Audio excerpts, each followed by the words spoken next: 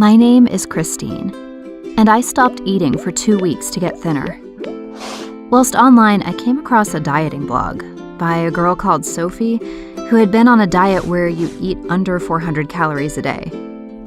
She'd posted some pictures, and she looked amazing. I decided then that becoming thinner would fix my problems. Everyone would compliment me on my new body, and I'd get my confidence back. I wasn't the sort of person who did things by halves. It was all or nothing. I'd read online that if you feel hungry, drinking a glass of water will make them go away.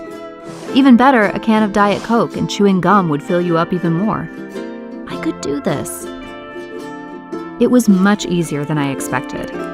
I purposely overslept, so I had to run to school without having breakfast. At lunch, I ate my ration of 2 carrots and Diet Coke. And I told my parents that I was studying for a test, so wanted dinner in my room. As soon as they'd left, I'd flush it down the toilet. Although for the first few days I did go hungry, I loved the feeling of control this gave me, and the hunger pangs got less and less. I didn't want to tell my friends what I was doing in case they copied me, but I did tell Sophie, the girl who had written the blog, that I was inspired by her. She told me I had so much willpower to not eat anything at all, and that she wished she could be as strong.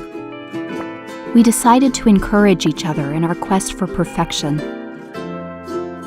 Although I loved being in control of my diet and my life, after a few days, my friends had finally noticed that I wasn't eating, and whenever they asked, I would snap and say that I wasn't feeling well. I hated them for trying to sabotage my diet.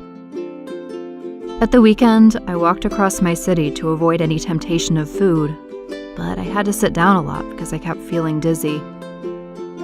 Then, I started fainting. The first time it was when I got up too fast from my bed. I woke up, shaken, on the floor, and vowed to get up more slowly next time. Then it happened at school, in front of my whole class. I was finding it easy to eat nothing now, as I had very little appetite anyway. I was feeling very, sick and lethargic most of the time, but Sophie told me she was feeling it too, and it would probably get better.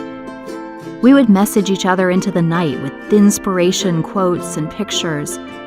I stopped really talking to anyone else. I passed out in school again, but this time they couldn't get me to wake up.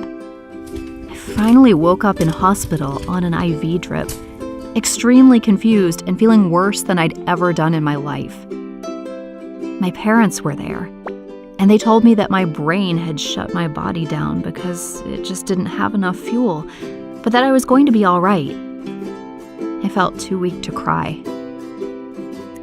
It took me a few weeks to fully recover, and luckily, because I hadn't been starving myself for very long, I hadn't done any lasting damage.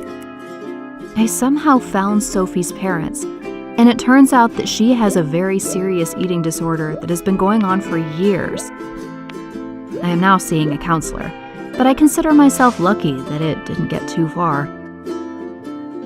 I have learned that despite what magazines or blogs might tell you, being thinner will not make you happy or sort out your problems.